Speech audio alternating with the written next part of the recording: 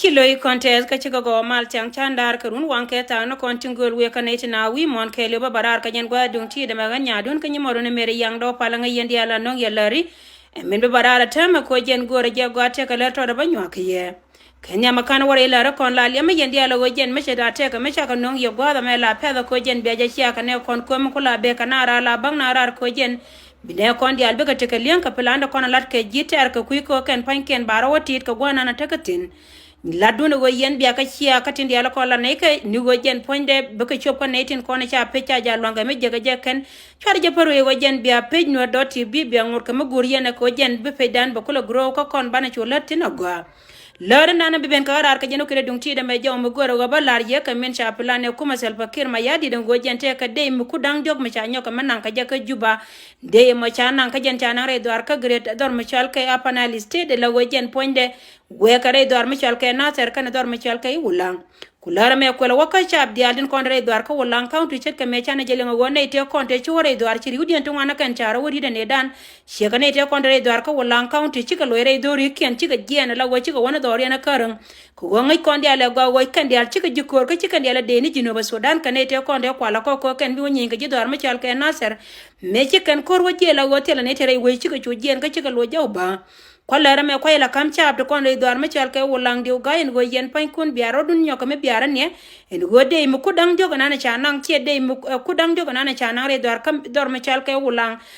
no re dwar me chal ke apanali state ra na lat katina kaneden kon chal ke ji jaz ni gen lar ka je go go chi kuma je plan en go jen point de go re ba wulang ba moy kanal hima go jen point de wo yara di wate kuma tini wal mulono go ntama da to ba wo yen de kon la cha ma cha wonyo je re dwar ka wulang da to ba wo yen de lar ka dwar kulara mala woka yendi ala nugo misia ben re dwar de yeno goro gon go jende yene din kon chal ka gat kana mandere ka woy gwana de yentin ka mo yen gon ne kunte cha joy tin ka ne medan ka be cho go ba ka me dong mate ka ne te chen gwa ma ti lo ben ko jene chi mate bang de to go dong de na de ka ben tin jene kule ben ne rar ko ba lar mi chi ko wono ko go ken plan de ne cha plan ken dong be ka jen ka yan yali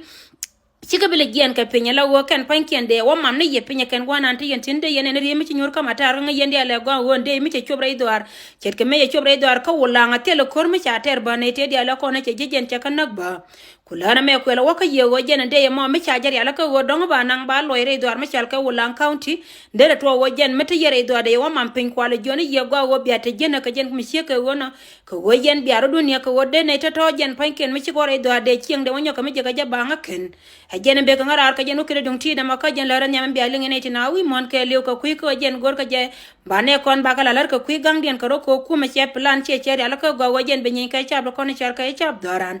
chet ke me sia jelin kare ni dang ra ute kon sia pa na jeme dong dien go jen chi ka jen ka chi go wa kai karara la go ken wa cha wa ka gor nu go ne kon chi cha chi ka putin me kan cha bo je kare dien chola la go ken chi ka bogre dor ma chal ka imande ang la go jen cha na cha ka bo ka ne te kon te bo ka ken chi ende mbore gor ka ken ka ne kon kula cha ba lagat kan man te kon te cha bo ken baya la lar ba go chi ko te mo go cha lat kan na la go te la ne di cha na kan dung do go men bo gor ba lar ye kuma chele gor je waje no gor ne jitar chi gor no waje ne benyen ka de chole de mbor chir ka mela kaya kai ko waje point ente me mela dien yene tina lar yene yo waje gang yene rodun joje go ente me jen to de menana le rodo ko kan de ni tin ko ne chalke de ni kuma men chiga bere dwar me chalke na ser chiga de longor ka me je ke bi go wona dur to kon te chap te ko tina bana ba ko bo ken mo tan je ken e kuma mi gur go jen be nyur kel kai chap la chap ke be yo kula la lar yene to kon la chap bon ya la kon te yen tin go yen chorun go yen go inje ne chede chop gwa mo che ke men che jang ai en go kan gatin kon en gor ka je ken go ken panken bana ba kan ka ga to kon chalke ga no ro kula jal kel ka la kam ke kuma direction ken o jen bana ba ko bo ken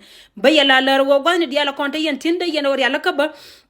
chet ken gwa ko ni chia ching tin special gwa ko ni joyen tin la kem de go yen ba chia de dut gwa kel ko yen mrial kan je ka ken go ken ba yen ken tel ye gang do dien gang du no kunyal chet ke medan na che bok pan ka mande ang til ra mi che no yen ko de medan e penjo go bana ba kana che ala ko bana ba kana ko yela ka mi che ke wona go yen pan kun bia chen ka bia ngai go yen ku me jana go dun yen de ko na la chap dwar ha jen jo mu go ro bala re ba man yen te nan te che te ke liang pan go yen che bok re dwar mi chal ka mande ang ko go no re ja kel ka chap kon tin chang ka je ka cha display sien ye kien tin joy ka dor mun go chi ko che chon ke la ka cha ka ga chi ma ku me chi go pale ne ka chet ke men chen ka ne ke na kona cha por baga ne ken cha ga yu ka ne che bog la ke ne je ne bo ni de imbor ka ro ade kana bo ka cha be kon je ne ka ye mi chi ka wona mun go jen point che bog la go bo ni cha dum do go chi ko che ka gang chet ka me la lat ko da ne won ka won tande ne ka la ka pen ye ri che be pen go ko ken mun go je la lo ne jo bana ba ka bo ga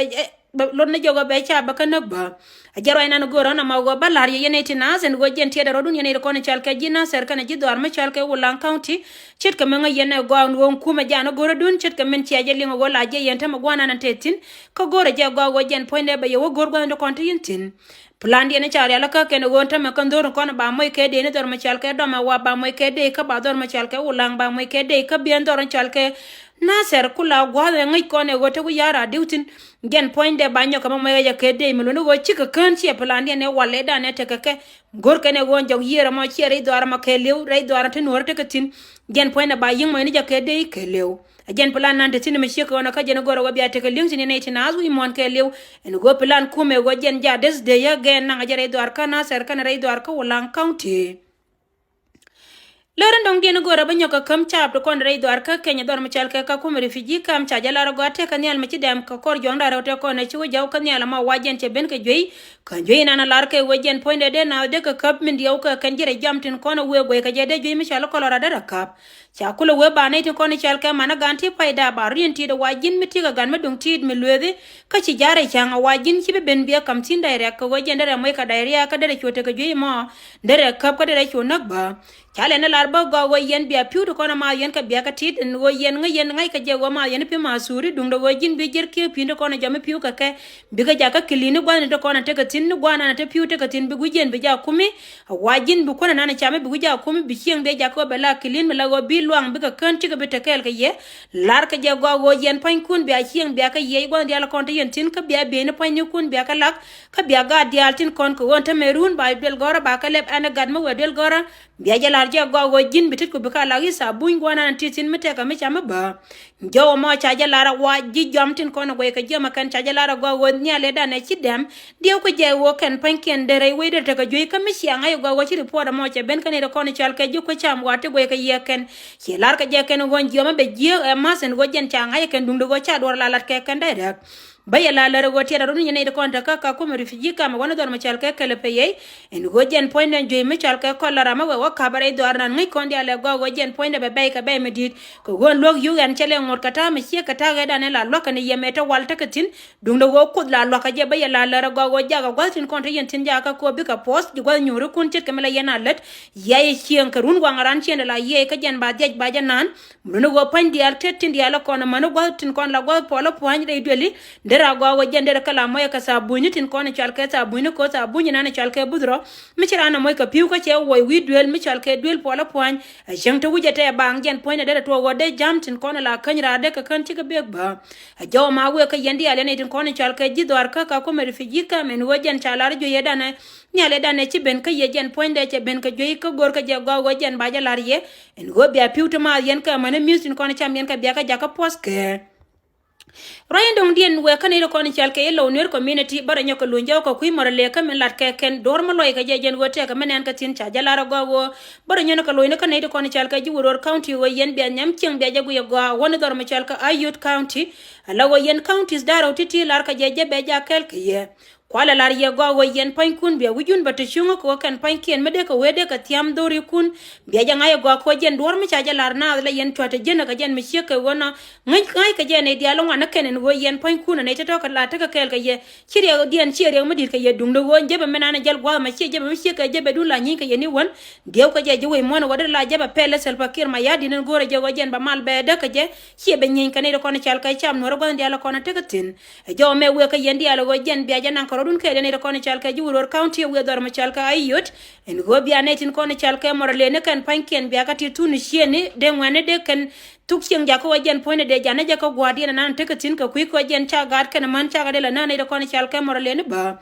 roye mo jen cha nyoko mo lo ga jawo ne da kon la goy ka o ken gore je bine dial tika linkedin yen counties daro ti team kwa ye mention ne chiang jen wo goy ka je go a wona re dar mi chal ka wal ga ba wona ka kai queen yene ti dial ti chora je goy ki ka wo mi cha kan ye mention e dong tele yare kare ka mi shi ka na me ngai je go wo dong de re te tin ba ti ka kana kono benetame ba yen dial ko nyoga je pis ka yen dial ko mala yen dial pot ren ni mandun ka nyaadu ne mere yang do pal ban le je ka ta no kon ti go to we ka bento